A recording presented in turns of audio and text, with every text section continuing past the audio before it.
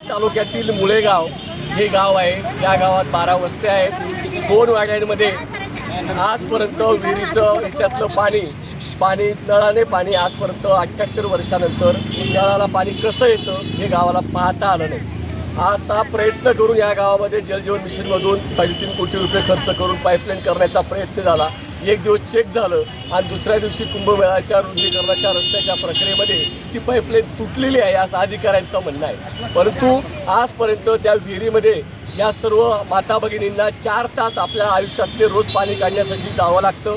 रोज त्यांना हाताचे विकार झालेले आहेत। 4 महिलांचा त्या ठिकाणी मुलींचा मृत्यू झालेला आहे। एक आजीबाई आत्तापर्यंत जखमी झालेली आहे। तरी सरकार प्रशासनाला जाग येत नाही आणि म्हणून आज आम्ही या ठिकाणी धरणे आणि इथं निदर्शने केले आहेत। आमची मागणी आहे की स्वातंत्र्य मिळालं पण कुणाला मिळालं?